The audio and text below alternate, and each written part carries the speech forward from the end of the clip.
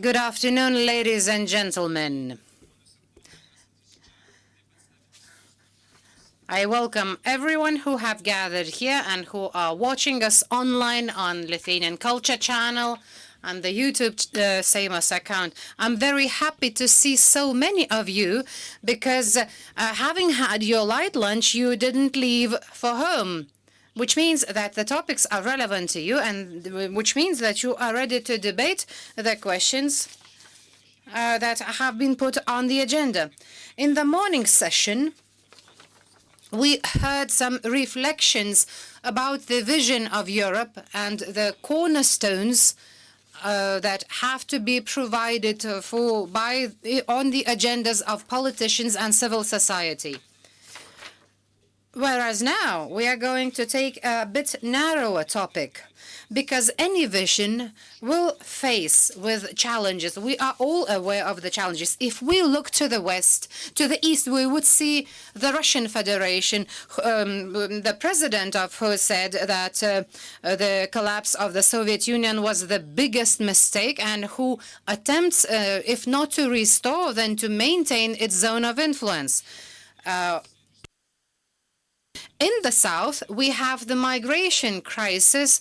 Well, it has been contained a little bit, but, well, we know that we also have Turkey and economic tensions in the south, and the high unemployment in Greece, Spain, and other southern European countries. Looking towards north, we see the polar bears who are walking on an increasingly thin ice. We thought that the war and humanitarian war in Syria started because of the global warming. So these polar bears demonstrate that those challenges and threats are intertwined. Therefore, we have to look for strengths to neutralize the challenges and to come up with a vision for Europe. And this is what our panel discussion is about. It will be bilingual in the Lithuanian and in the English language. I am grateful to the team of Seimas interpreters for their interpretation and for their good work. And I'd like to invite Minister of Defense of the Republic of Lithuania, Mr. Karoblis, to introduce the audience with his insights. The floor is yours, Minister.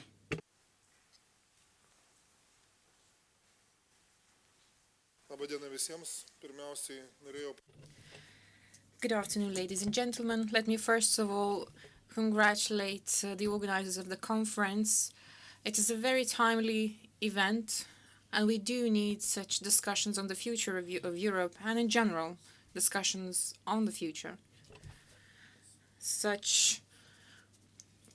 The participation by so many people demonstrates that the discussion is definitely a timely one. So thank you once again for the invitation and for giving me the floor for my introductory word. The moderator has already informed you that we are facing a different and changing security situation.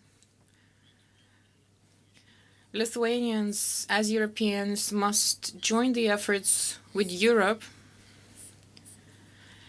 in discovering our situation as well as the paths onwards.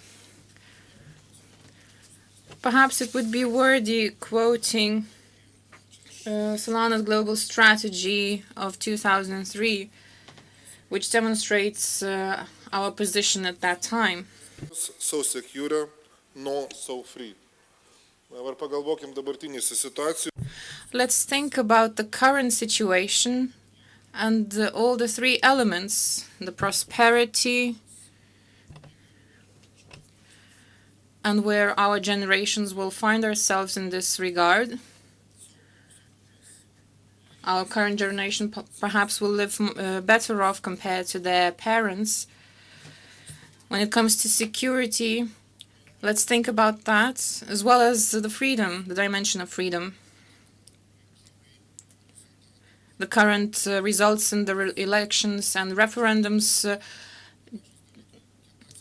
demonstrate the life with regards to security.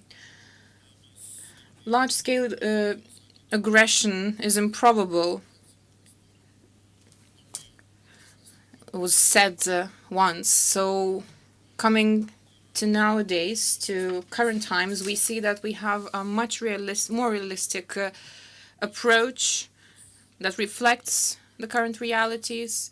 Although we wanted to see a stricter approach, but at least we do have a basis for ensuring security in Europe and move onwards. Yes, Europe indeed is undergoing a crisis.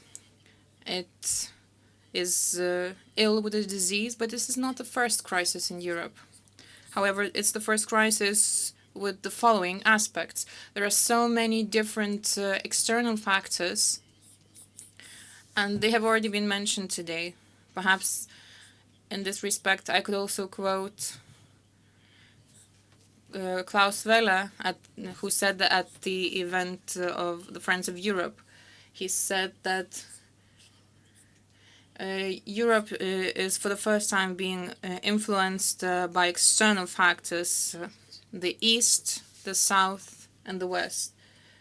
When it comes to the East, Russia is referred to specifically and the threats posed by it.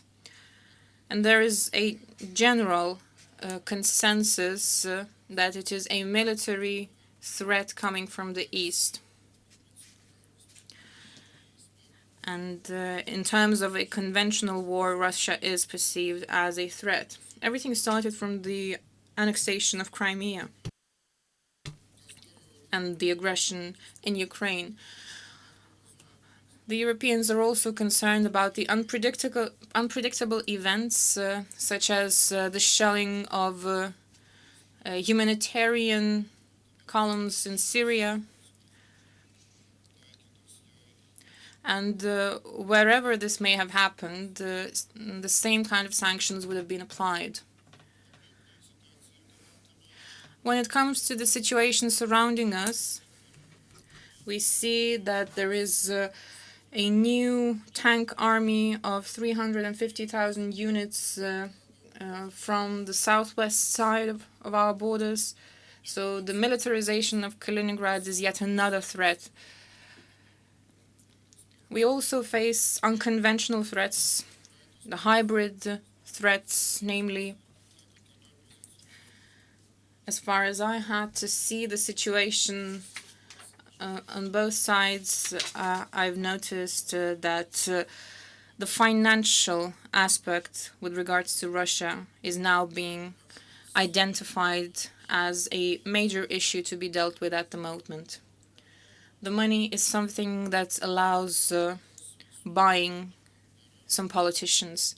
At the moment, we do not have any medicine to aid this issue because we do not have a ban on the financial support of political parties by third countries. And we can recall in this respect the referendum in the Netherlands on the ratification of the EU-Ukraine Association Agreement. So there's basically no doubt as to what determined the results in the Netherlands. The upcoming elections will also demonstrate the resilience of our societies, which perhaps might be expected to be as insufficient, although the recent results in the Dutch election show some positive signs. The information threats, without a doubt, we have to think of propaganda towards all different countries through different modes of, through different channels. The methods, the targets of propaganda, the methods aim at discrediting the West and launching certain provocations, such as the provocation that we had in Rukla with regards to the German troops and their alleged abuse of a young girl, which in which respect I have to thank all those who contributed to the neutralization of this threat in a timely manner.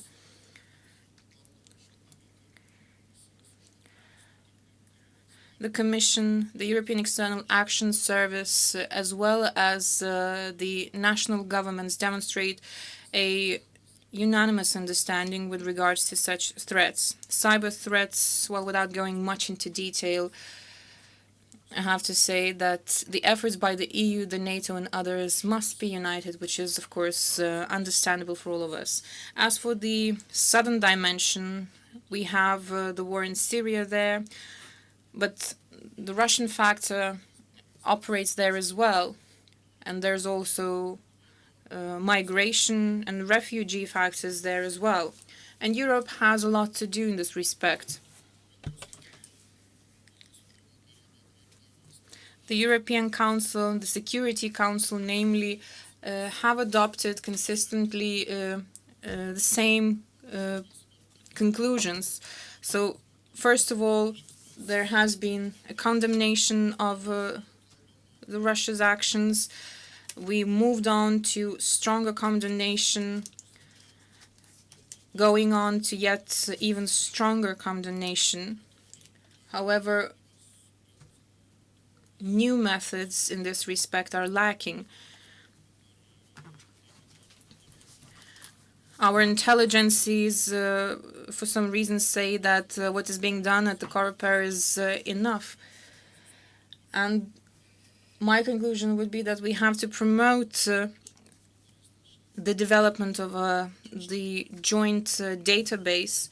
So far, the efforts have been insufficient. Brexit yet again poses another uncertainty. The new U.S. administration brings yet another uncertainty. But when it comes to the Western dimension, if we ask ourselves whether the Europeans did enough to ensure that the Euro-Atlantic relation is strong enough, the skepticism towards America demonstrates to some extent the strength of this transatlantic relation. There's also the willingness of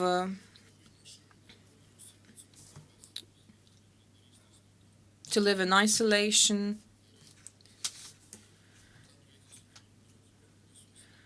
Brexit is the manifestation of this problem. For some reason, people are unwilling to change, to implement reforms.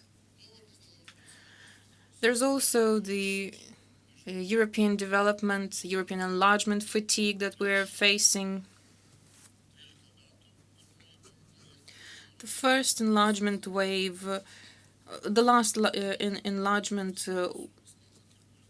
first enlargement wave happened 13 years ago, the biggest enlargement wave. But at the moment, we're facing the issue of countries willing to withdraw from the EU, and we can see that there are some countries that begin to demonstrate their willingness to withdraw from the EU. We can recall the situation in Slovakia, which was referred to as an immature country. However, the country soon enough managed to deal with the issues. So once again, we had to deal with stereotyping of the younger EU member states. So this is a problem we should also avoid. So we have to overcome our issues, those of the lack of solidarity and the lack of unity. This is quite an odd cocktail that we have to deal with. So we have 5 paths in front of us, and Europe has to choose one and move along with it. We have to speak of unity. For Lithuania, European and NATO integration was definitely important for our security. As for the boundaries of this kind of integration, yes, that's a matter of discussion. But we have to make every effort to ensure that our solidarity with both of these organizations is strong enough. And we have to be working together with the core members of the organizations, because only by working with them can we ensure our security and our strength. We have to make all the instruments possible implemented,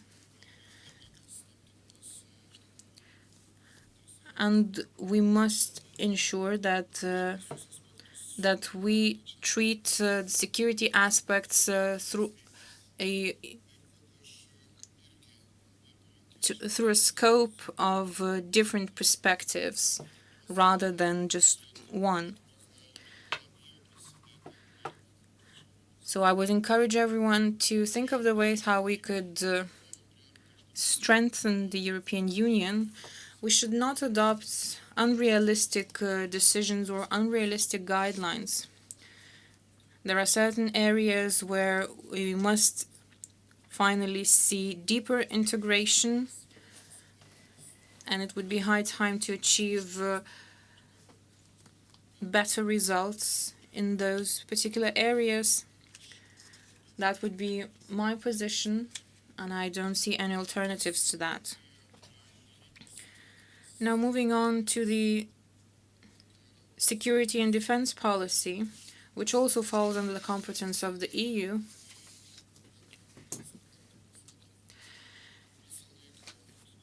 Europe would hit the wall from time to time with regards to the security and defense policy.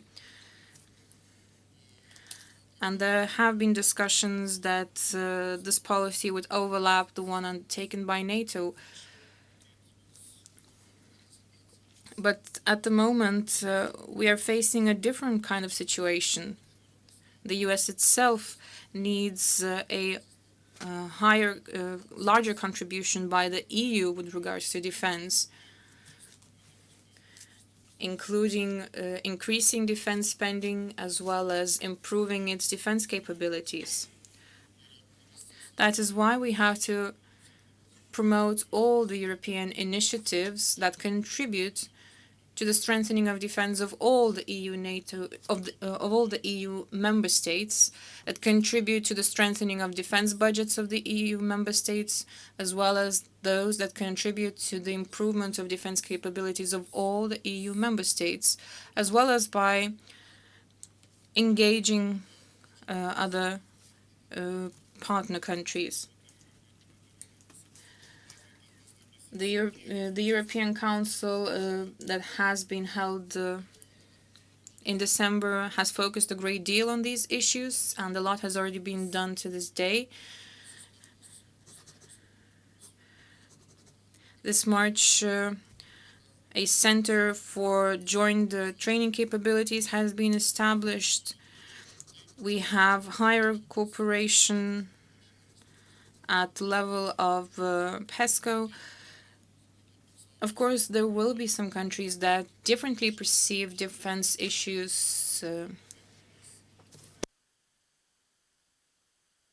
such as Austria. However, we have to move forward. And why not ensuring high-level coordination in terms of logistics, transportation, or better coordination of the missions? If enhanced capabilities in those areas improve our defense capabilities, then why not pooling our efforts? We must also think of the improvement of resilience of our societies, and in this area, the cooperation between the EU and NATO is also moving ahead.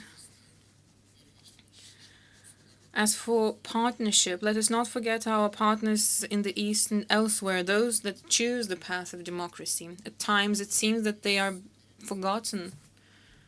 Of course,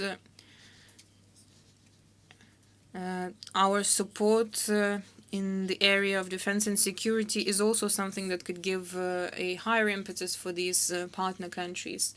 and we should also step our efforts in this respect. Of course, the EU efforts in the area of defense and security is not a panacea. The cooperation in those areas provides certain soft mechanisms, but we have to make sure that we are able to combine the soft and the heavy instruments that we have, and that we move forward with them.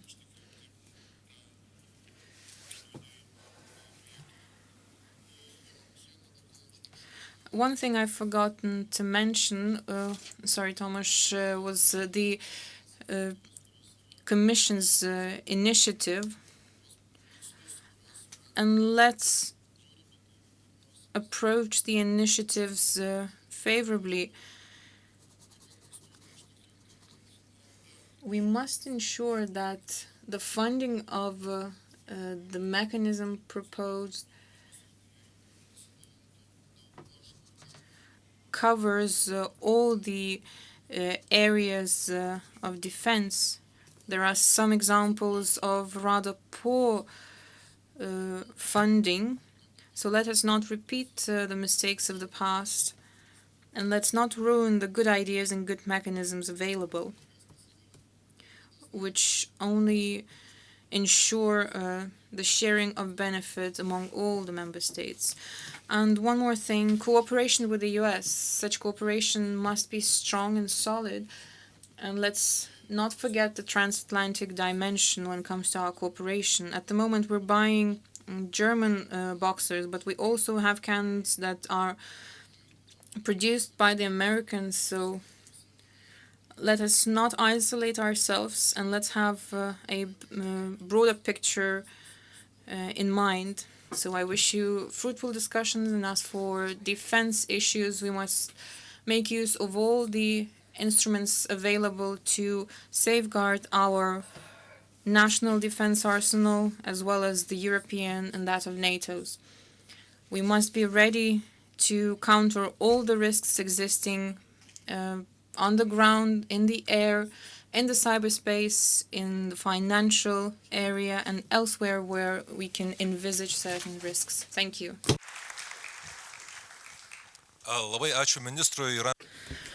Thank you, Minister, for a very comprehensive and insightful overview of threats, as well as the proposals that he has made as to the addressing of those threats. Well, what are the strengths of the European Union, and what is being done to make those strengths even stronger? We have a very interesting panel here. From the left of me, I have Vygaudas Ušackas, who is the European Union ambassador to the Russian Federation, but who has extensive experience in Afghanistan and who has worked a lot in the mission, Lithuanian mission. We also have Mr. Tomasz Husak, as he is the head of a cabinet of the EU Commissioner for Internal Market, Industry, Entrepreneurship and SMEs. However, today he is ready to speak about the European defense perspectives and new initiatives in that area.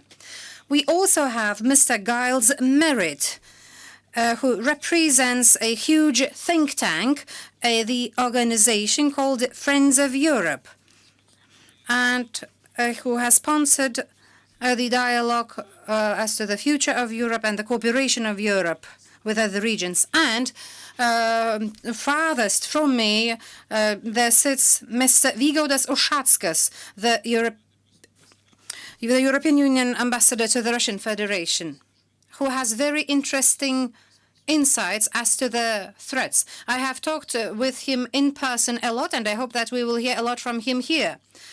Without further ado, I'd like to give the first question, and I will address this question to Ambassador Ušackas. It is obvious to everyone that Europe is extremely diverse. It is said that there is a lack of unifying idea for Europe, but even if this unifying idea there would be different interpretation of it. And these interpretations will be based on the differences of the countries and interests the differences of the interests of those countries. Decisions that are taken at the EU level usually are taken by compromise, which means that decisions are not necessarily taken very fast and they are not necessarily very deep because we have to strike a compromise. Well, of course, I'm very happy that we have authorities and institutions that observe how Lithuania represents its interest in the European Union, but we've already heard that in certain areas, such as the cooperation with our eastern neighbors, there is a lack of initiative, there is a lack of breakthrough, and well, you are in the place when Europe cooperates with the region, with Eastern region. Could you share your best practices on what the possibilities for European Union exist to fasten the decision making? Thank you very much. First and foremost, I'd like to congratulate everyone on the anniversary of on the 16th anniversary of the Treaty of Rome, and I'm very happy that we are both members of the EU and members of NATO. We are in a perfect situation, and we would not have been in such a situation if we had not have people such as Algirdas Saudargas sitting there over there in the corner. Rimantas Morkvenas, who was at that time the representative of the Christian Democrats in Brussels. And of course, our former teacher, Adolfas Venskus, the late Adolfas Venskus. Well, in fact, he was a person who brought the hope in the European Union and the new political culture. As far as the decision-making and the speed of decision-making in the European Union, I would allow myself, and say that we have faced with very deep fundamental challenges. The problems that the European Union has not faced for 50 years. The project of the European Union has been shaken not only from within, but from the outside. And here we have the examples of the Brexit. Currently, only 40% believe in only 30% of the European population believe in the European project. There is a huge divide between general people and the Eurocrats. There is a lack of understanding. There is a lack of ownership between those two groups. And this is the biggest obstacle for the development of the European Union. And I believe that this is the time that we have been shaken not only by the problems within the European Union, not only by the aggressive policy of the Russian Federation, the annexation of the Crimea and the attacks against eastern Ukraine, but also face very contradictory positions. It is high time we returned to the sources of the identity of the European Union, who we are, why we are, and what is our objective that we have to pursue. And it is in this discussion that we, Lithuania, and other young EU member states have a particular responsibility. I hope that ambassadors from older EU member states will not get angry, but majority of many countries perceive peace, stability as take for granted. Well, let us remember that some 50 years ago, our brothers and sisters fought for our independence in forests. Our people were deported to Siberia. Therefore, we are the ones to help Europe to bring the trust in the European project and to remind everyone why this project was created 60 years ago. We do not want any tyranny. We do not want any fascism in Europe. That is why European Union was presented with a Nobel Prize for Peace. Only being united we can be a great power. Having in mind the relevant problems in the European Union, it is all clear that we are not the Russian Federation. We are neither the United States. It takes long for the 27 states to adopt decisions because we need time for consultation. The meetings take long. The meetings are numerous, but the most important thing that we have to feel the responsibility. When we reach common denominator, we have to fully and consistently implement it, be it the resolution of conflicts in Afghanistan or to be staying power. This consistency of policy is the cornerstone for our success. It is the cornerstone that helps us to overcome the acts carried out by Taliban. We have provided the development. We have provided many support. Unfortunately, the examples of the Iraq and Afghanistan, we know that the European Union and the US have failed to implement the project completely. It was too early that we withdrew our troops. That is why there was an additional factor contributing to the further development of the Islamic terrorism, radical terrorism.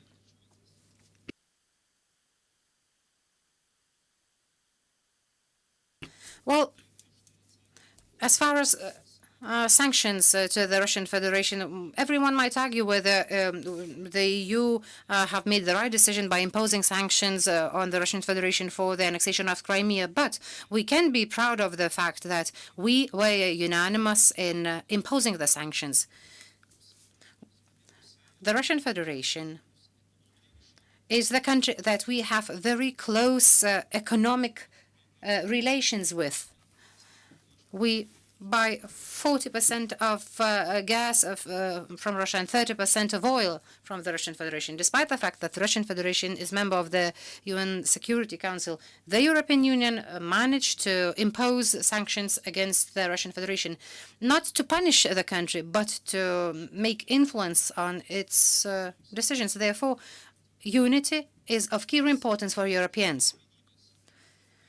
In expectation of unity in our eastern flank, we also have to show our solidarity towards the countries in the south when they were flooded by millions of migrants.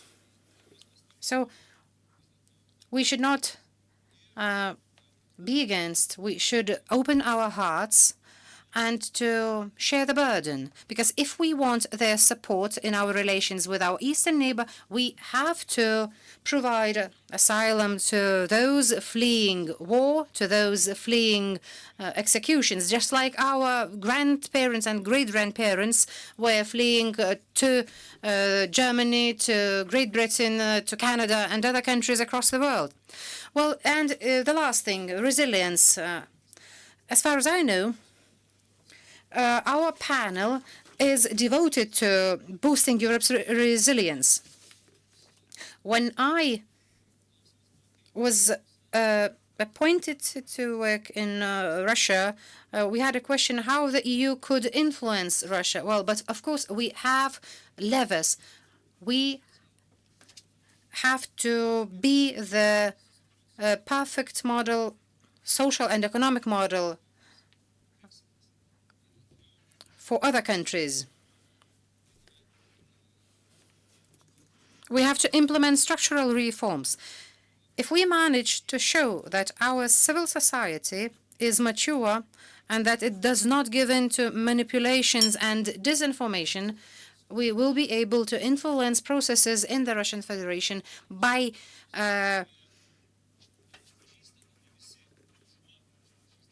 encouraging the people that have similar values as we do to think in the same way as we think.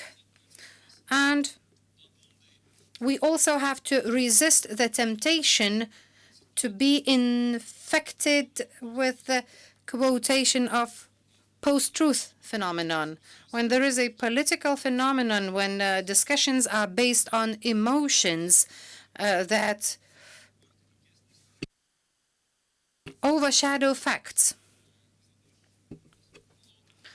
But I must say that Mr. Žygimantas Pavlionis, the European Union is the organization that has contributed to financing. But we must not distort the historical facts. We should not say that the civic forum of the European Union and Russia is the tool of Russia. We have financed the exhibition to be held in the City Hall in Vilnius in order to show the different interpretation of history, the different interpretation of history in exercise books, how differently the Second World War is depicted by hiding the crimes of by hiding the Soviet crimes. We wanted to show the differences in the history shown by Germany and Russia. People go to various cities to introduce this exhibition, to people in Russia. And you called that exhibition as the tool of Russia. We should not give in to this pseudo-truth. And we should not misinterpret and disinform our people. Thank you.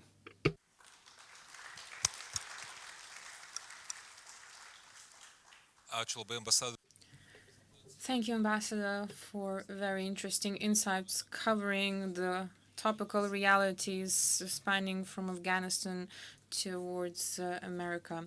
Mr. Husak, perhaps seeking a little bit more technicalities and a little bit more specificity on the emerging patterns of common European defense efforts.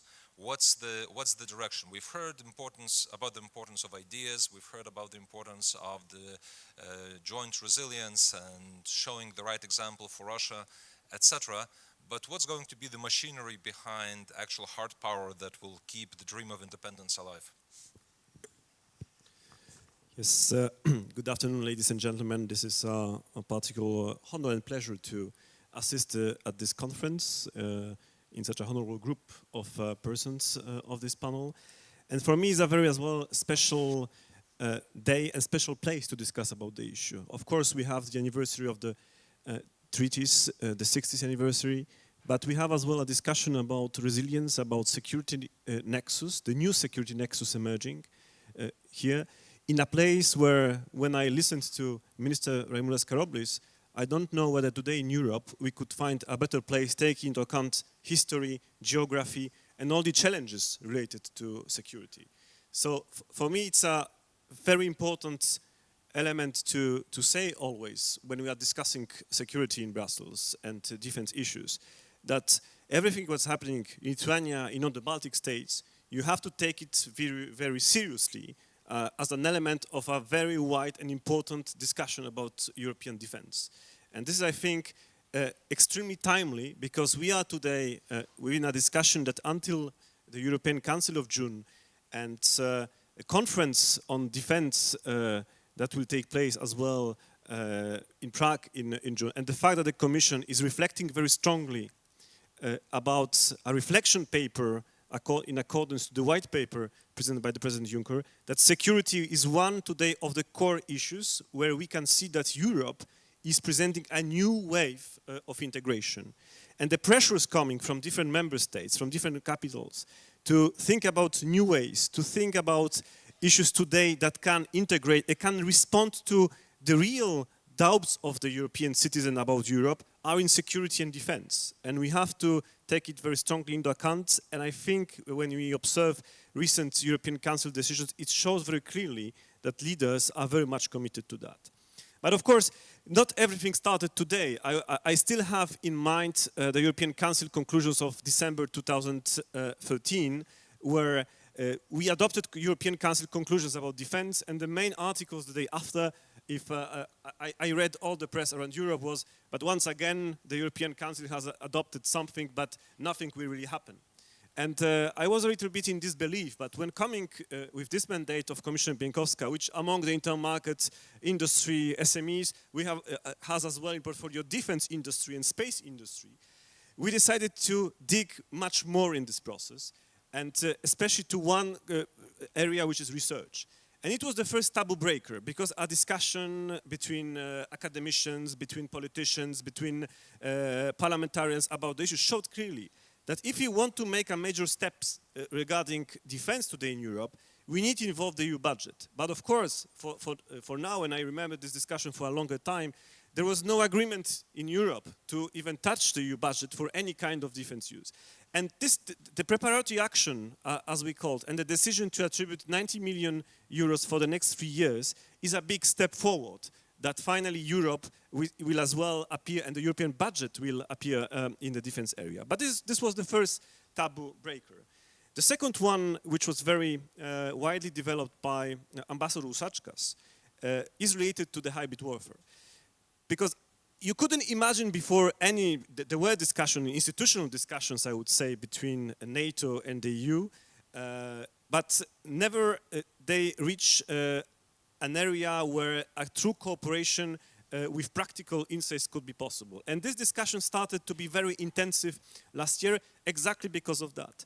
Because we realized very strongly that the threshold of security, the threshold of insecurity has changed extremely. And with all the examples that Ambassador Ušackas has presented, we know very clearly that not all the today insecurity feelings are related exactly to military operation, to military reaction. Many of them are much more below this security nexus that was a standard within the NATO concept.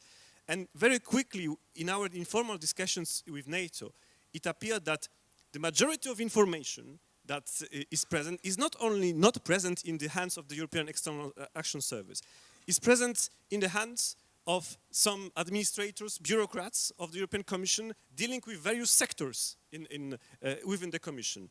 Transport, critical infrastructure, electricity, energy. Sometimes this amount of information never left the desk of a simple administrator in the Commission. And with a huge amount of information about situation awareness. And this pushed us from a very bottom-up perspective to discuss the hybrid warfare, and perhaps that we can make this situation awareness better, and especially raise as well the resilience aspects. And this cooperation started very strongly with a communication of the Commission in April last year, then a joint communication with NATO at the NATO Warsaw Summit in July last year. And this cooperation today is extremely fruitful. Every week there is a meeting between experts from both institutions. They are discussing how improve as well the interaction between different cells of the institutions to make sure that the information gathers where this is needed. But of course, not only building additional cells, not only ensuring a good transmission of information between the institutions, not only making sure that we have an appropriate resilience system in this situation will solve the issue. I think we have to change as well our mindset about hybrid, because with recent examples where you have trucks used for terrorist attacks. I think security has to be really in the DNA of every citizen, of every company as well, to make sure that such a situation in which a truck company is taken, is kidnapped to be used, and it's about minutes, sometimes maybe you have 1 hour to resist. We need to have solutions as well in which the security as well is in the hands of people, that there is an appropriate reaction to some situation that's happening, that the transport company sees quickly that the truck is kidnapped, that there is probably an insecurity situation. But I think this is something that we have still a big step to do, but we are addressing every day in our talks between the institutions. But once again, we have to see that the threshold has changed, and we have to address this change of the threshold. Then the Commission came in, and this is another story why the Commission is addressing defense issues. This is, for many people today, a big question mark. And it's not that the Commission has ambition to enter very deeply in the defense issue. For me, it's exactly the result of a certain need, that the Commission has as well a big amount of information that can be helpful, that the Commission could come with instruments helping to cover issues that are not today present in the defense dimension. That's why last year the Commission has proposed a European Fund for Defense, addressing very clearly the problem today of defense cooperation. Because one thing is the discussion that we have at political level about permanent structured cooperation. Of course, it's extremely important that at political level member states speak about that common headquarters issue is addressed, that there is a regular cooperation between the member states. But what's the problem today is that Europe has more than 130 different capacities, if we compare that to the United States, where there are 28, for instance. And there's a huge amount of duplication, that member states are producing very often the same things with different qualities, and then addressing and multiplying the cost sometimes 3 times, 4 times, 5 times, that the lack of a common cooperation in defense costs yearly Europe billions and billions of euros. So in this situation, we knew very well that it will be very difficult to have a situation that Europe has really common capacities in every area. But if we manage at least to have 2, 3, 4 projects of European nature, that would be already a big step towards common capacities, common agreements on capacity, common standards on some issues, interoperability, and then as well a discussion where Europe can really create something together in the area of defense. And this is the European Defense Fund's main topic, which is divided to 2 different windows. The first one is related to the research, so a kind of cooperation, of continuation of the preparatory action that I announced at the beginning of this presentation. But we would like to, for the next multi-annual financial perspective, to have a really dedicated program for research in defense that will be extremely helpful, not only for the big prime company in Europe, but especially for the SMEs, because nowadays that are the SMEs which are bringing innovation, and as well innovation in the defense area. But the problem with SMEs is that SMEs cannot survive for a certain time without being sure that all the innovation which is put inside at the end will be used in order to produce the capacity. And then the second window is directly related to the capacity. But here I wanted to cut already all the different rumors going. The Commission has no intention to dictate to member states what kind of the capacity they need. The member states have to establish between themselves what kind of capacity they need. Member states have to agree to jointly finance them. So this is, everything is about jointly agreed, jointly financed and jointly agreed capacities by the member states. The Commission can come with a helpful hence giving the opportunities to use financial instruments, giving as well a fund which can respond as well to some priorities. But once again, that are the member states that have to agree on which kind of capacities they want to finance. And maybe was last sentence, Robert Schuman, it was 60 years ago, has said that Europe will survive only when faced against insecurity, will be able to manage it. I think that the situation that has changed after 60 years is that the definition of security today is different, and probably this insecurity that already is a test for the European Union is taking place. And I think we don't maybe know exactly concretely what kind of insecurity we have to face today, but already today we have to be prepared to face every kind of security. So this is not only about sometimes big issues, but already projects in the area of defense can be of a very small nature, but very sophisticated and very innovative matter that the European Union as well has to be ready to address. Thank you once again for this opportunity.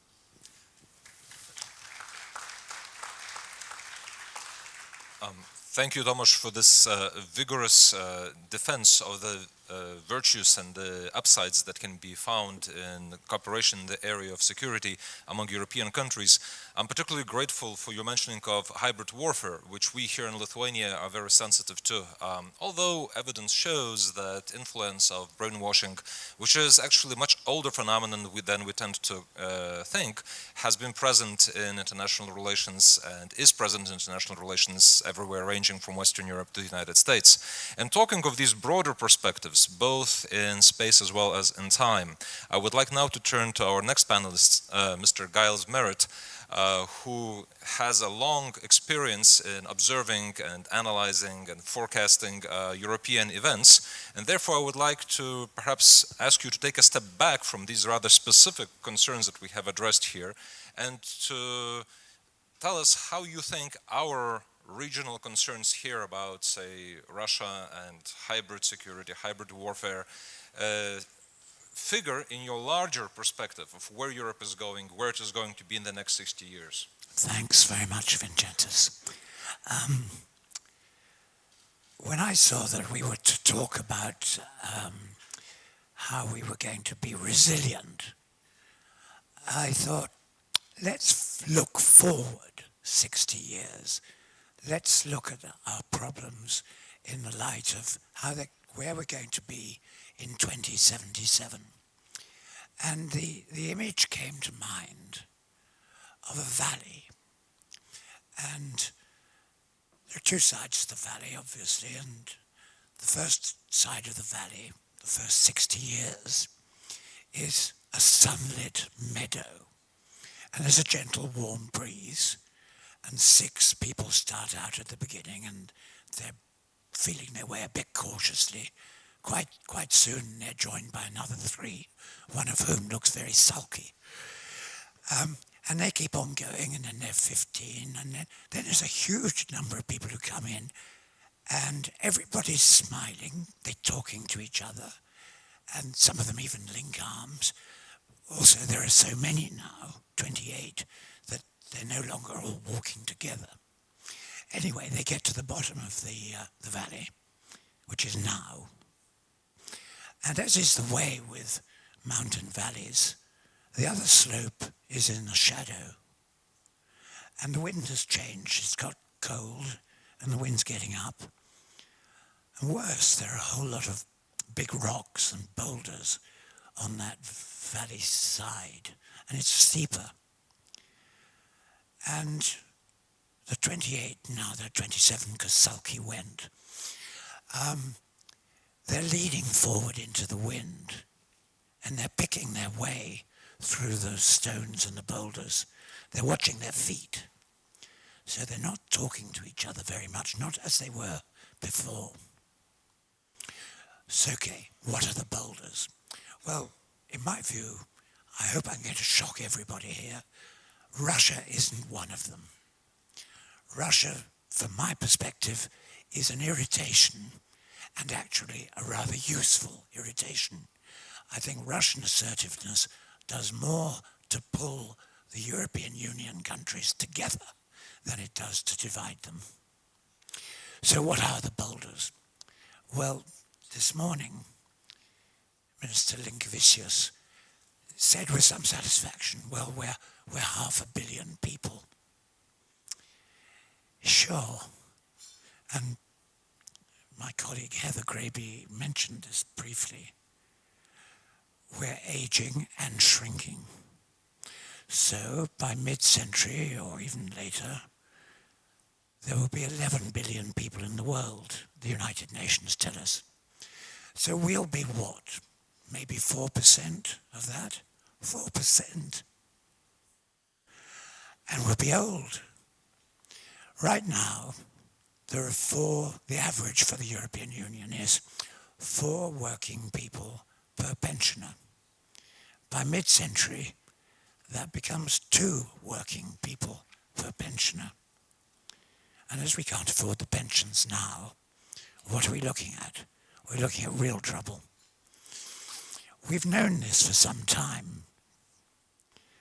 About 10, 12 years ago, Felipe González, the former Spanish Prime Minister, I personally think, one of the great men of European integration,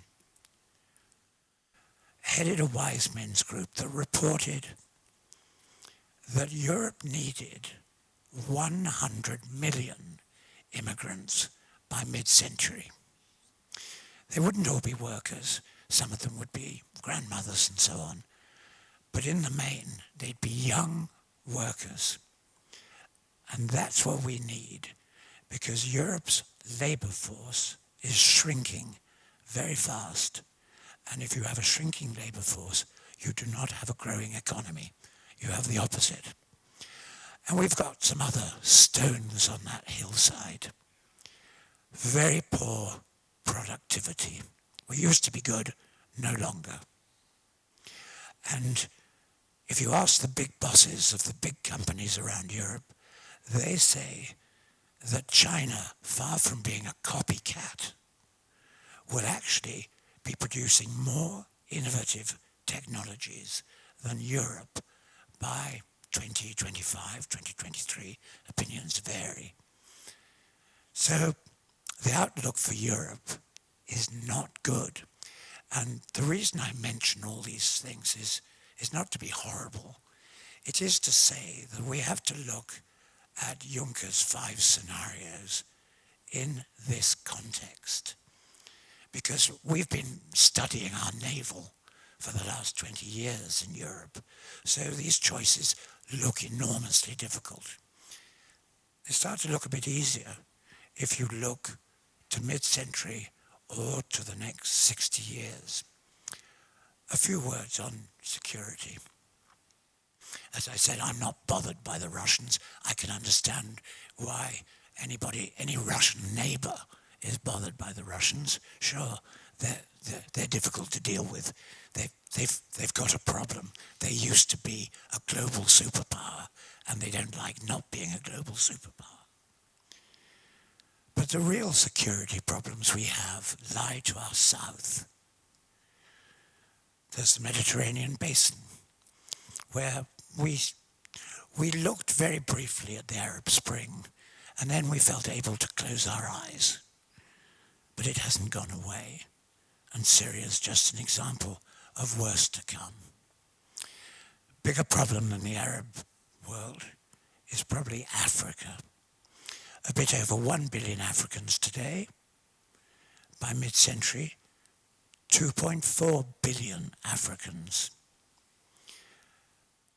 Africans need a rate of economic development that has never been seen before in the world, including China.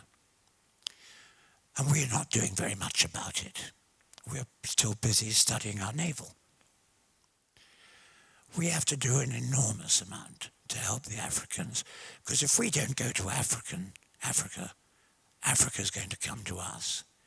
And that's what I think a security problem really looks like.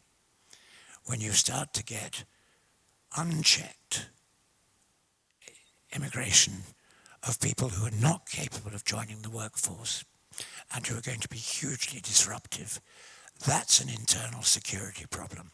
And I heard somebody say earlier this morning about anti-terrorism. I pinched myself. It so happens that terrorist outrages in Europe are currently running at about a quarter of what they were 40 years ago, because our own homegrown terrorism, whether it was the IRA, ETA, Red Army Brigades, several more, those are the ones that were really creating problems. So I think, as you say, Vincentis, we need to step back and look at our problems in the wider context. Thank you.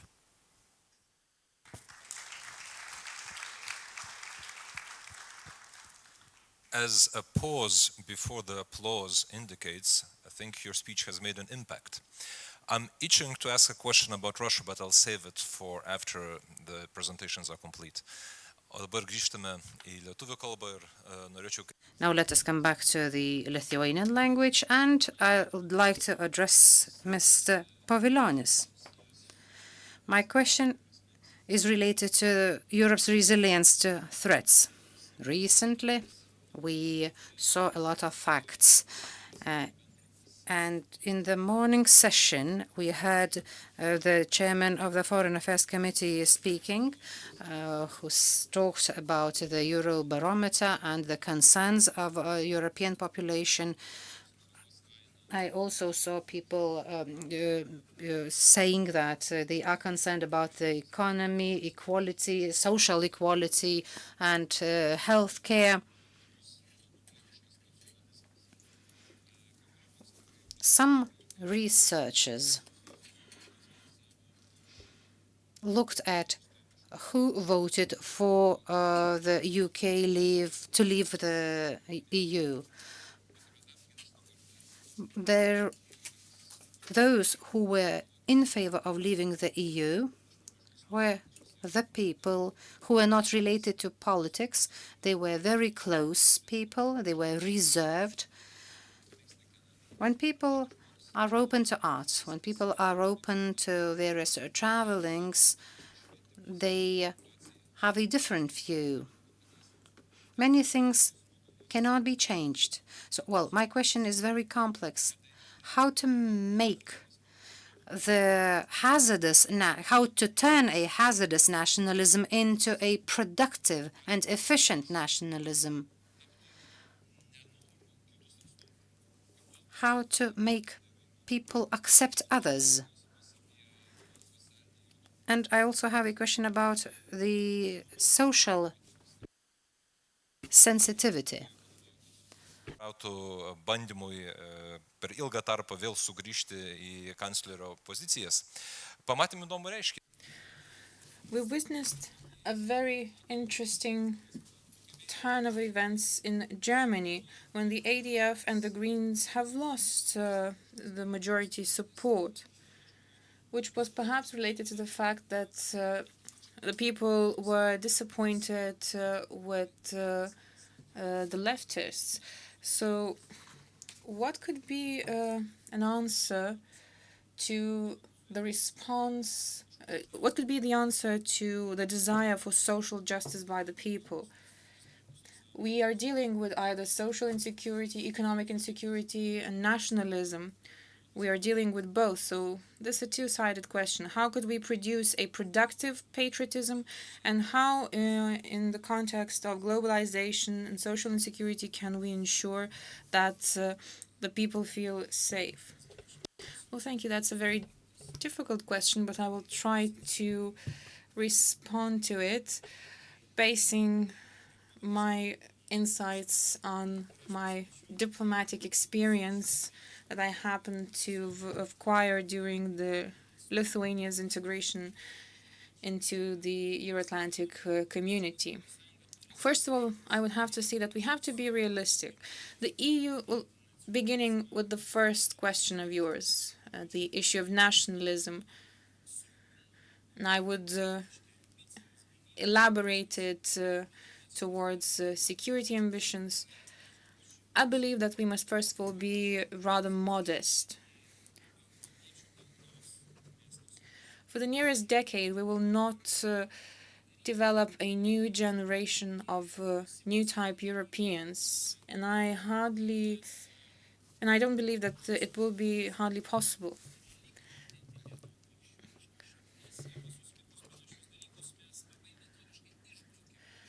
For some reason, we strike out all the religious methodologism and other aspects from the European policy, and we focus on those areas where the EU is the strongest.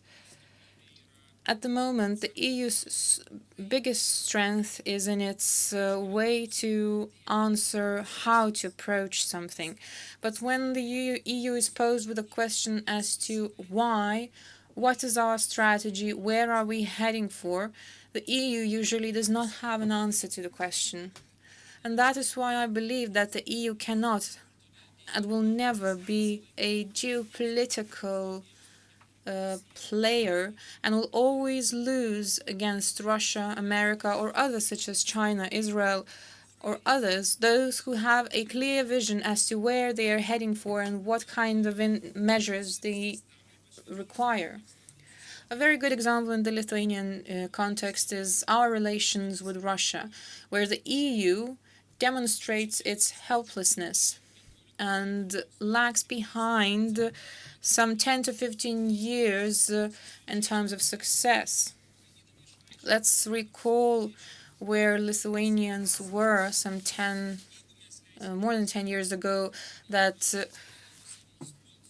Putin is a threat, that sooner or later he will attack us. We were the only ones that were isolated, that were accused of all the things possible, and nobody believed us.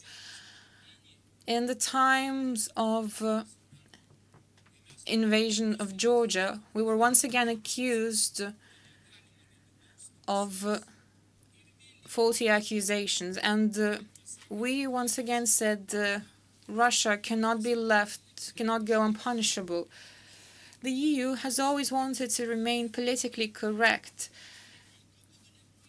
The EU has always been a reactive force, but it was not projecting its efforts.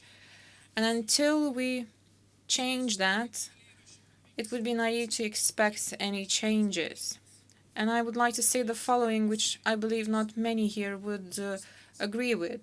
Until we in the EU decide that Russia, without Putinism, without KGBism,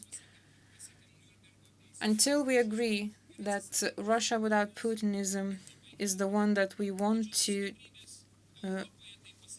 cooperate with, we will not achieve anything. The KGB regime will soon celebrate its anniversary, and it will do that very luxuriously. We are dealing with propaganda saying that Bolshevism was a good way of stopping fascism, and we tend to hear that in numerous fora, and I take that as a sarcasm. Russia's propaganda and its aim is apparently acceptable. What Russia aims to achieve is that there's no truth, that there's a second opinion. That is exactly what is being presented in Russian course books on the Ribbentrop-Molotov Pact. And we've seen what money can do in the context of the Second World War, but this is not the kind of realpolitik that we want to live in. And my vision for the future would be the following. I believe the EU will have its borders, it will have its strengths as well. Together with Vygodas, we were negotiating for Lithuania's membership of the EU, so we're well aware of that. The EU provides a possibility of transformation for improving the well-being of our people. I believe I wouldn't have 4 children if it wasn't for the EU. So let's continue the policy. Georgia and Ukraine are begging us to enable them to transform, and we continue to say no to them. We do give them the instrument, but we do not turn on the green light for them. It was back in 1993 that the Baltic states were given the green line. We were given the hope that if we implement reforms, if we transform, we will become members of the EU. But for some reason, we cannot do that for these countries. Coming back to our foreign policy, we adopt certain decisions with regards to the refugees. We tend to criticize them, but I really liked Sarkozy's vision. It was a very, very realistic vision for the countries, the ones that the neighboring countries that we have. I believe that the transatlantic community deals the best when it comes to these policies. The word subsidiarity, which has been born in the EU, is a very right one. Let's allow those to take actions who do it the best. If there's something that could be done within NATO's framework, fine, let's do that within the framework of NATO. But if there are other areas where we can join our efforts and pool our resources, then why not do it? And finally, I would like to continue in thanking the people who have gathered here. As Vygaudas has said, I would like to thank my whether young or old team, Sigitas, Mitkus, Daiva, Jakaitytė. I will not go on mentioning all of them, but my special thanks goes to one person, and let me first of all explain why. My final point would be as follows. When looking towards the future, we must first of all understand ourselves as a state. Yes, nationalism, patriotism, those things exist as well, but until we become a nation, an analog, a small analog of Israel, we won't be able to survive. We must make full use of all the possibilities provided by the EU, but at the same time, not refuse any alternatives. The EU strengthens us, the US strengthens us as well. All of that strengthens our relations, and we have to make full use of it to ensure that our country is the strongest and the best one there might be in the world, at least in our eyes. And I am saying this simply because we have another very important person among us, Mr. Emanuele Zingeris. Why? Well, it was namely today that 37 years ago we've established 27 years ago that we've established a committee, the head of which was Mr. Emanuele Zingeris. So thank you very much for contributing to our further diplomatic efforts going back into our history as well.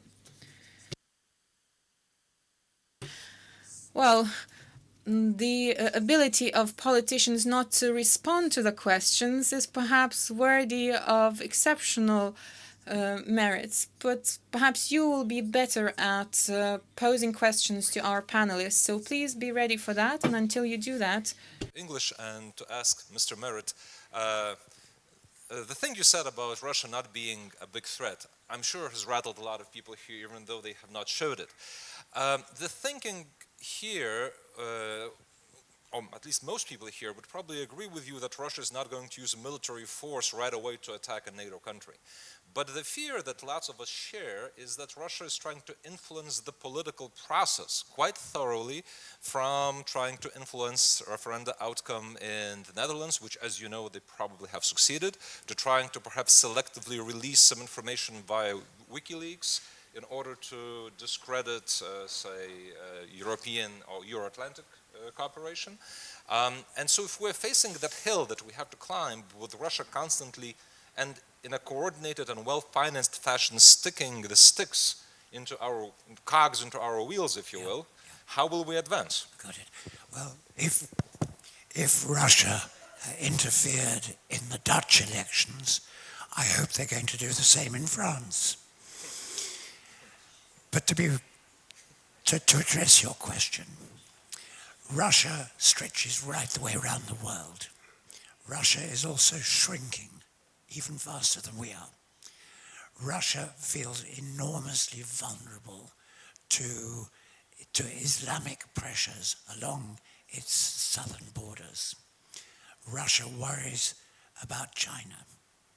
Russia is hurting from the energy market. Russia's got an awful lot to worry about. My view is that, yes, they are annoying and they are difficult neighbors, but I really do feel that after 27 years of independence and after, over 10 of EU membership, that the democratic structures of EU member states that worry about Russia, I believe their democracies are far too strong to be rattled by Russian sort of interference and Russian messing about. What I do worry about is that there is a sort of post-Cold War mood in Brussels too. And it seems to me it's a very good example of generals preparing to fight the last war. Because European defense, and Thomas touched on this, European defense is lamentable. We have 2 million people who can wear a uniform. Some of them are things like sort of carabinieri, paramilitary forces. But 2 million people, allegedly, in our defense forces, of whom only about 3% can be sent anywhere dangerous. And we have all these different weapon systems, and they're all designed to fight conventional wars that we're not worried about. If you talk to a French general who's running, as I have, who's running their Mali operations, he says the first thing we need is UAVs, drones. Finding people in the desert is very, very difficult. The French tried to put a drone project together, and nobody else was interested. And we also need much better intelligence sharing and gathering, and the British going is going to create a real problem there. So I feel that we focus too much on the idea of Russian conventional forces being the same threat that they were 30 years ago. And that, I think, is eclipsing our ability to look into the future and think, what sort of military strength and flexibility do we need to put out little wars in Africa over resources or whatever it might happen to be? But I think Africa and the Middle East is where we're going to have to be very agile, very mobile, and very effective. Thank you very much. And now we turn back to Lithuanian. Klausimų laikas. It's a time for questions and answers now. I saw a guy in the corner and then Mr. Morkvena, so the floor is yours.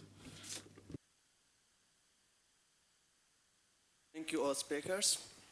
We know that at the past, European Union had some process to promote the European Union integration, such as common market, common currency, monetary, and custom unions. So, do you think the European Union provide the religion factor to integration in European Union? Because we know that there are some different languages in the European Union, and we know that we can see there are some ideas about the Christian that make separate the people and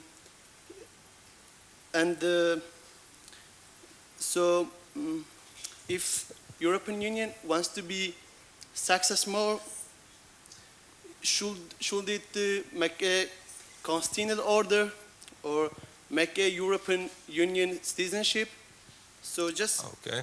I wonder that, what do you think about this? Okay. Thank you And very the much. second And question. actually, since we have limited time, we'll take one question per person, and we'll have a total of no more than 5 questions. So now, Rimantas Morkvėnas, prašom.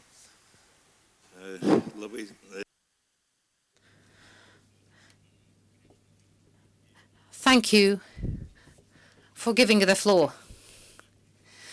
I wanted to draw your attention to the fact that, to my opinion, the European Union sometimes overestimates its weight as an international unit. Let us look at the permanent members of the UN Security Council. Do we have the European Union? Well, we have 2 specific countries. So far, 2 countries from the European Union, and we will soon have only 1.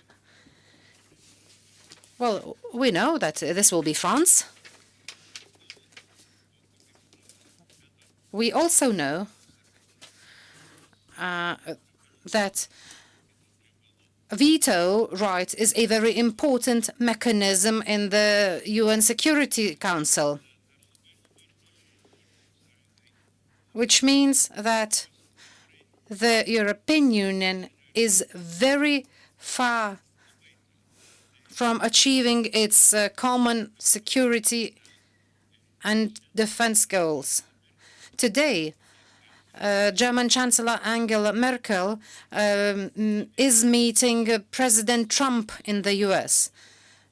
There is no doubt that it is the most important event for the EU and the European Union. I guess that such event would not have so much importance a year ago. Thank you for your question. I'm Vladislavas Petraškevičius from the Vilnius Gediminas Technical University. Today we see that Russia does not believe that the European Union is a serious defense structure, and it focuses more on the United States, because the United States spends approximately 4% of its GDP on defense spending and finances approximately 70% of NATO's budget. So I wonder how Russia might look into this fact. Let us imagine that the European GDP is 10 times bigger than that of Russia's. So how to convince European leaders that if we raise the defense spending by 1 or 2% from GDP, Russia would need to increase its spending by 10 to 20%.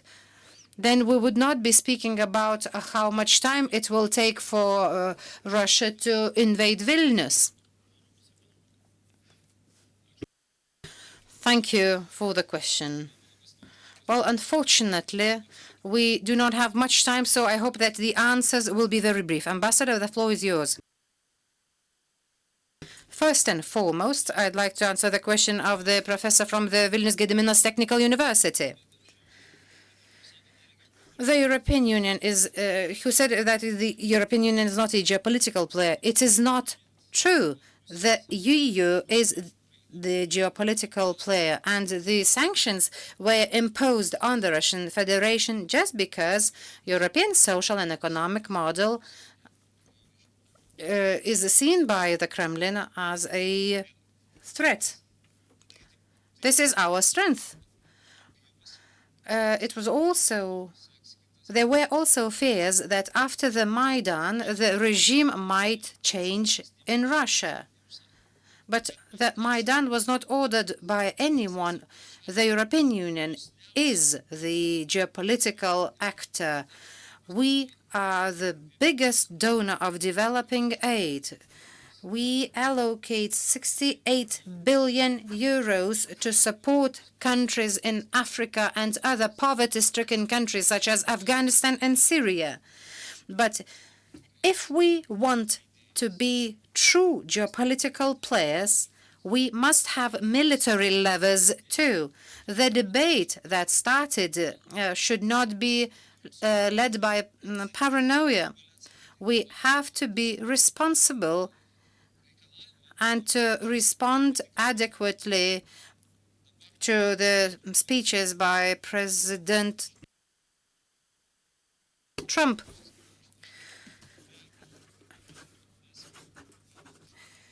The US allocates 80 billion euros dollars for defense, which is times bigger allocations than those allocated by the European Union. So, well, we have to answer to ourselves what European Union we want. I don't see any threats to overlapping of functions. I don't think that we won't play our role if others are engaged. Well, yes, we believe that the United States are our partner. We have cooperated with the United States for many years now, but we also have to project our geopolitical interests, because the history has shown and the events in the Middle East have shown that it is not enough to provide development aid to the countries. Give very focused and short answers if possible. I'll be very, very short, but addressing as well of the question of the professor from the technical university. I think it's not only about raising our spending on defense, it's about spending it more efficiently. And I think the whole debate today in the EU, I mean, there are many people that will tell you, yes, I think it will be extremely difficult to even rise the spending of 0.1 GDP. But I think we have a lot of reserves to not only spend it more efficiently, but in a more targeted focus. And this is what this story about the European Defence Fund and everything I present is about, is to find areas where we can spend together and make easier as well the situation on defense spending on national budgets. And then giving much opportunity for those defense budget to use them as well for other defense opportunities which are characteristic, for instance, to the given member state. So one thing is really about efficiency. The second issue I want to address is what you have raised on the issue of the drone, because I think that the way the French were describing the drone is indeed today, it cannot serve exactly missions to Africa. But I agree that we have to look very much beyond what has been done so far, because the insecurity levels today are at a very, very low threshold compared to any military action that would be demanding for that. So we need to think about capabilities that will be valid within the next 15, 20 years.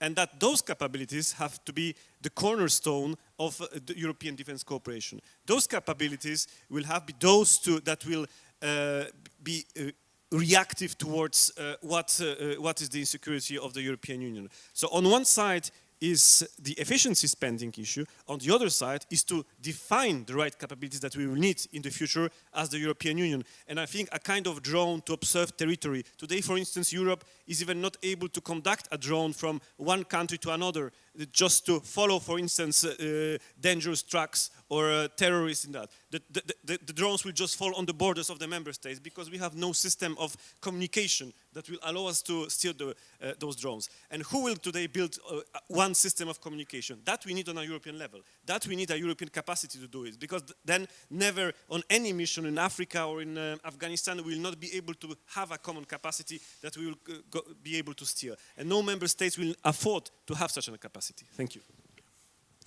I couldn't agree more, Thomas. The only comment I think I would make, leaving aside the drones, where if you want one you have to go to Israel or America to buy one. The only comment I would make is, I don't know, but I find it hard to believe that the Russians want to come back to Lithuania or anywhere, any of their neighbors. I think they just want to annoy you, and clearly they manage very well. And to turn very briefly to the first question about citizenship, that is basically, you're talking about political union, and that at the moment is a step too far. So let's try and get the euro properly governed.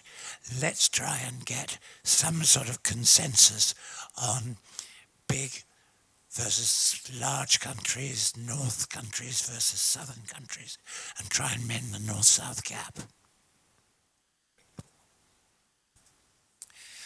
Gal aš pradėsiu vis dėlto nuo pirmo klausimo apie krikščionybę.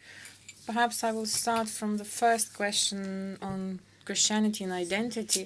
Since I represent myself the Christian Democrats of Lithuania, I believe it was a mistake to remove any religious points from the Treaty of Lisbon. I believe we've lost a touch as to what is on what is good and what is bad. We've lost a moral dimension. We've failed to formulate as to what this moral dimension is. We believe that everything could be done through money. Well, I would agree that yes, we have a lot of money, we have huge funds of the EU, but this is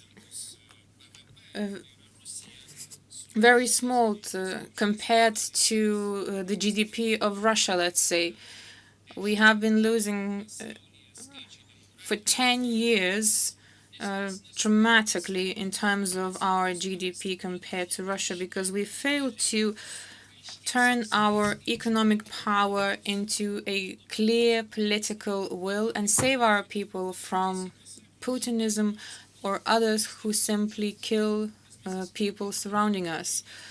We're not even politically correct enough and say it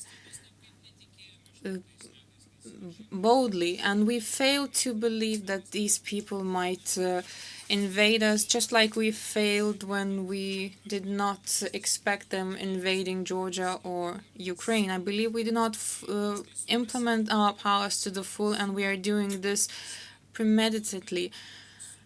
I believe our troubles will go away once we realize that, and that we will clear our bloodlines once we understand that. Those people like Schuman and Degas, they realized what kind of Europe they were developing. We're still post-war generation. But let's come back to those values. Otherwise, we'll only be a bag of values that will continue to be beaten by Putin and others. Thank you very much. And now to summarize our discussion, I would like to invite Mr. Vytautas Bakas, Chair of the Seimas Committee on National Security and Defense.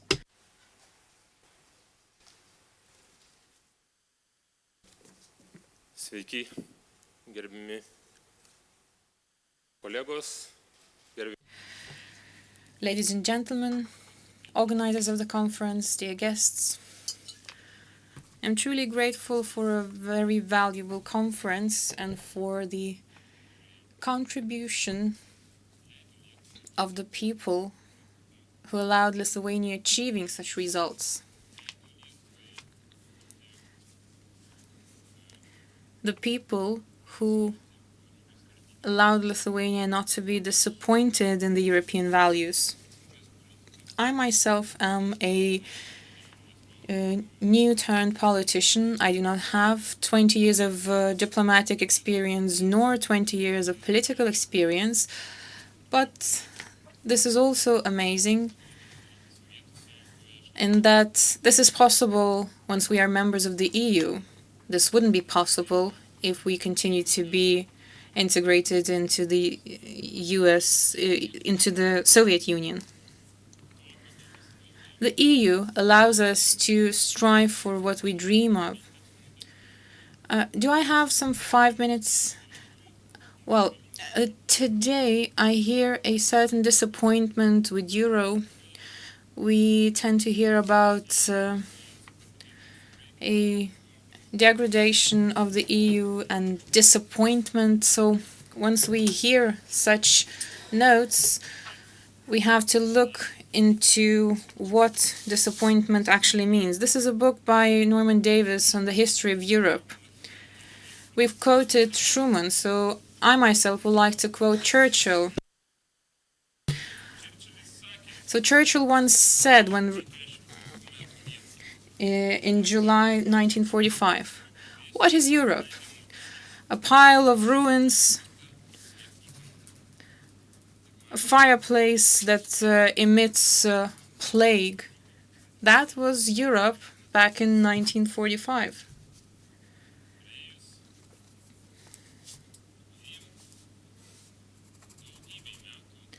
Many years after,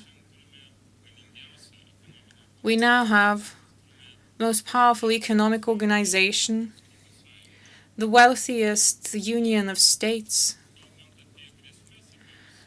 And when it comes to threats in Russia, I would not treat the Russian citizens as a threat. We have to separate the Russian political elite from its ordinary people. The problem is that the Russian elite knows that it will never create such conditions for their people that the European states were capable of creating of. So that's the problem. But there's another problem. The Russian elite wants to live just like the European countries live. And so we are witnesses of a hooliganism by Russia. We have to be interested in ensuring implementation of democracy there. Coming back to our values, I would like to go back to the history as to where Europe started from, what happened to our values and why did we lose them. Europe was created as a union of values. It was created for the sake of security. It was a movement of peace. It was the consequence of a movement of peace. Today, in order to preserve the EU, we have to ensure deterrence. Deterrence against those who behave aggressively. We do not want to go to war, but for the sake of living in peace, we have to ensure effective defense. And so we come to Lithuania, which joined the EU fairly recently. And even my generation remembers what it's like to live in prison. All the generations remember how they fought for freedom.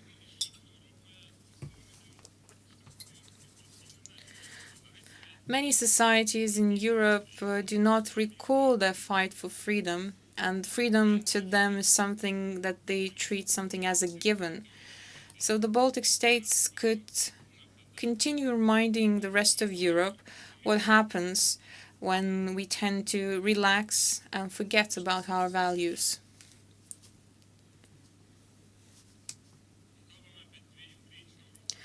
When we refer to the two-speed Europe, well, at the moment it's a bit difficult to understand from the white paper as to what the two-speed Europe means, but I hope that this is not our way of concealing the lack of leadership.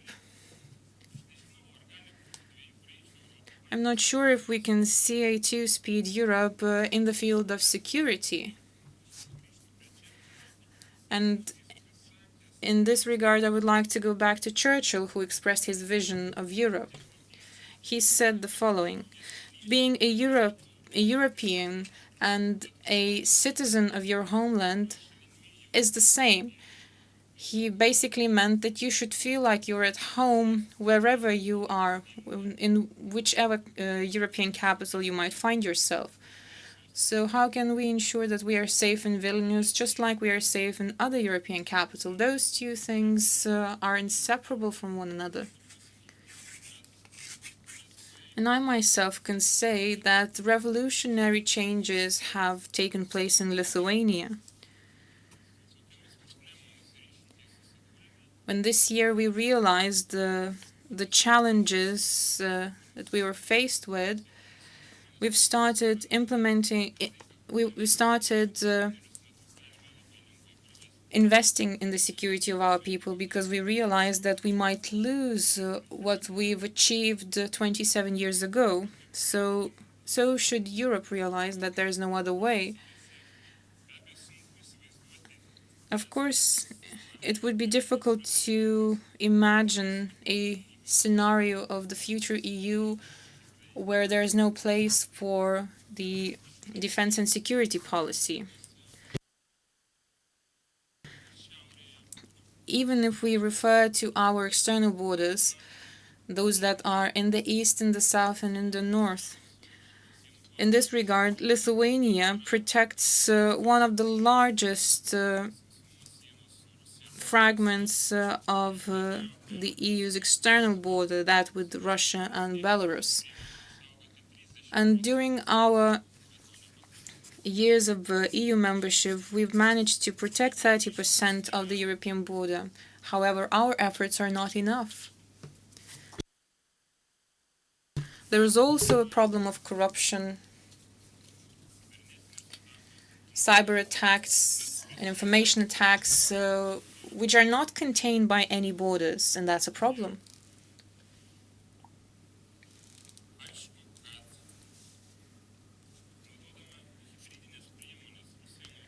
By using hybrid measures, Russia is making use of the loopholes that exist in the EU, and until we manage to cover them, the problems will only increase. So I would encourage everyone to identify effectively those loopholes, be more sensitive towards the ethnic minorities, be able to listen to the populists. I myself was a populist. The Farmers and Greens Union some 4 months ago were treated as populists, and today we are part of the government, people who've adopted decisions that have not been taken since NATO's membership. And so my second conclusion would be introducing more sensitivity on our agendas. I would like to wish you all the best and thank you for this honorable opportunity to address such a distinguished audience. And to respond to what Mr. Linkevičius has said, I would like to also encourage the migrants, our migrants, not to forget their homeland and say to them that we're waiting for you and that we're looking forward to your contribution to developing and creating a secure and safe Europe. Thank you. Thank you, Mr. Bacchus, for your conclusions. Just like all good things, this discussion has always also come to an end. Well, I see some things that have been mentioned. Inclusion of people into the scenarios of the European Union and the wish for the rule of law and freedom. We have to engage all those people in order to hear what their concerns are. Further forums will answer many questions. Social sensitivity, competitiveness with China and many other countries will also be important issues on the agenda.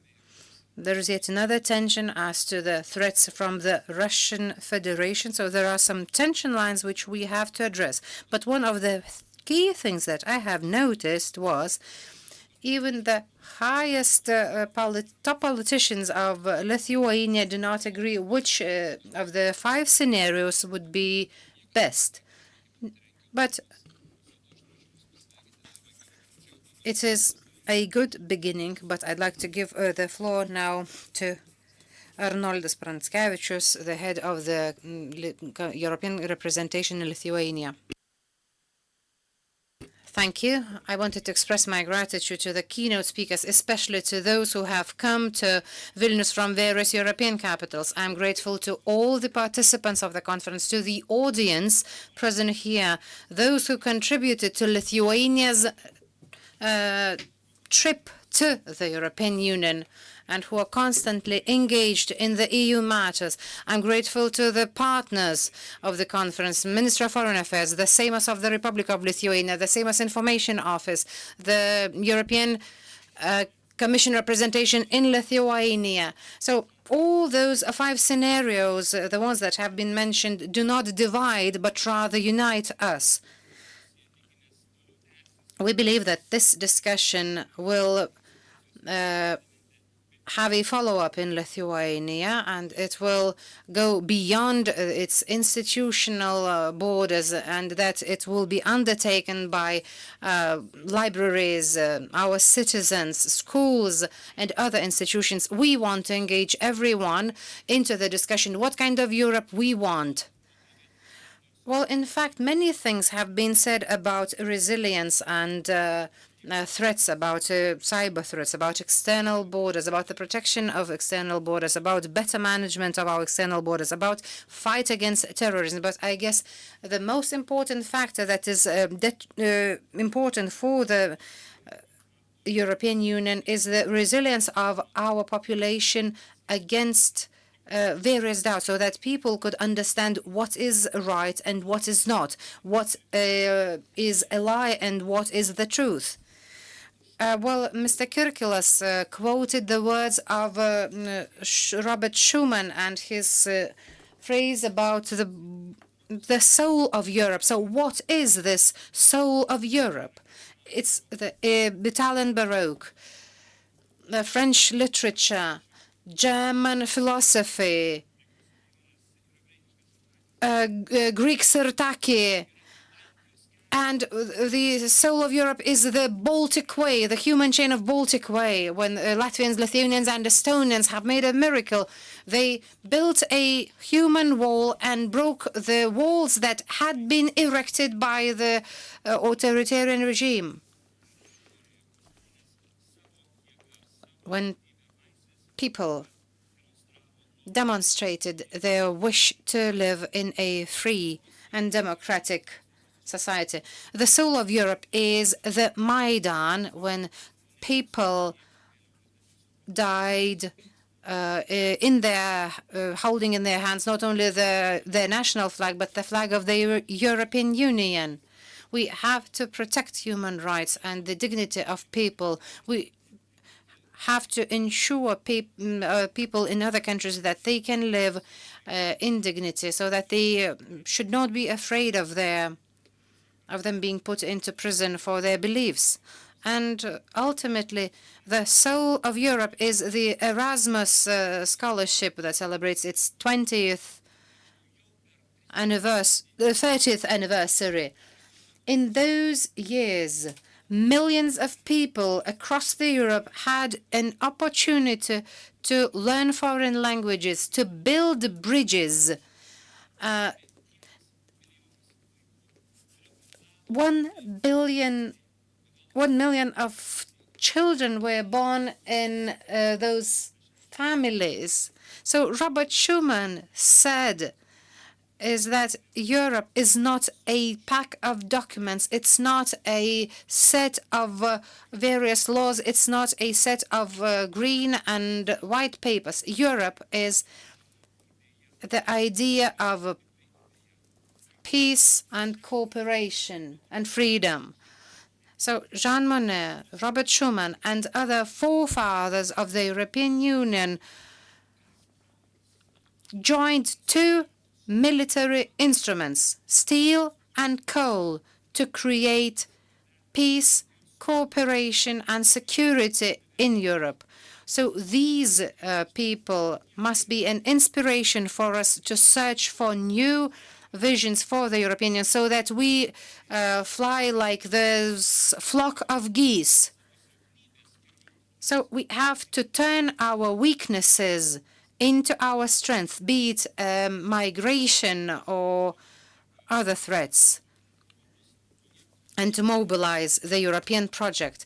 As the Minister for Defense, Karoblis, mentioned, it is a very important choice for Lithuania.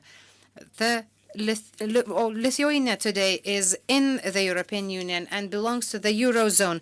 Lithuanian population believes in the European project. So let's hope that our people will contribute to creating Europe that is safe and secure, and that we will meet the expectations of our people, and that in 60 years' time we will also have a very wonderful celebration. Thank you.